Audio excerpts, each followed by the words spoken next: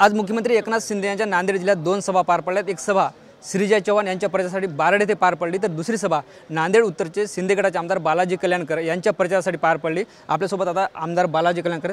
Sir, काय सांगाल? अवघे प्रचाराचे 2-3 दिवस शिल्लक आहेत, आज मुख्यमंत्र्यांनी तुमच्यासाठी सभा घेतली। महाराष्ट्र राज्याचे मुख्यमंत्री लाडके यांनी आज 2 सभा घेतल्या। भोकर मतदारसंघातले बारड येथे एक सभा झाली, नांदेड उत्तर मतदारसंघ माझ्या इथे एक सभा झालेली आहे। त्या निमित्ताने चांगला जनतेचा प्रतिसाद आहे, कारण मागच्या जे 5 वर्षांमध्ये मुख्यमंत्री साहेबांनी कामं केली आणि नांदेड उत्तर मतदारसंघामध्ये माझाही जे मतदारसंघातला विकास झाला, ती जनता 100% माझ्या पाठीशी राहील याचं 100% मला गॅरंटी आहे, कारण जनतेचा विश्वास आहे माझ्यावर। महायुती शिंदे गटाकडून तुम्हाला उमेदवारी मिळाली, मात्र महाविकास आघाडी पण जर बघितलं तर काँग्रेसने उमेदवार दिला आणि ठाकरे शिवसेनेने उमेदवार दिला। कसं बघता या गोष्टीकडे? या गोष्टीकडं माझं काम 5 वर्षाचं जे काम आहे, नांदेड उत्तर मतदारसंघ 2019ला मला जनतेने निवडून दिलं।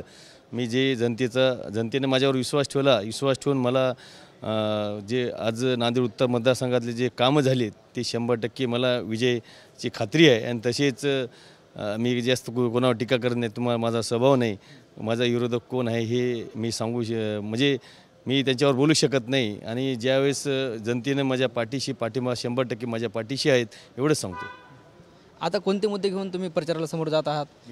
20 तारखेला मतदान आहे, 23 तारखेला जे आहे ते निकाल येणार आहे, काय वाटतं सगळ्या गोष्टीवर? नांदेड उत्तर मतदारसंघामध्ये जे महाराष्ट्र राज्याचे मुख्यमंत्री जे मला भरपूर निधी दिलेला आहे, उत्तर मतदारसंघातही विकास हेच आमचा ध्येय आहे आणि विकास हे जनतेच्या समोर मांडलेलं आहे। 100% जनता मला न्याय देईल।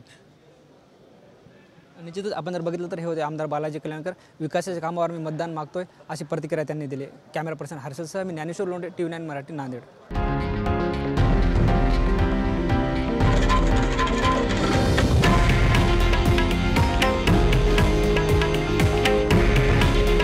हे आहे देशातील नंबर 1 न्यूज नेटवर्क आणि आपण पाहत आहात TV9 मराठी। काळजी तुमची, हित महाराष्ट्राचं।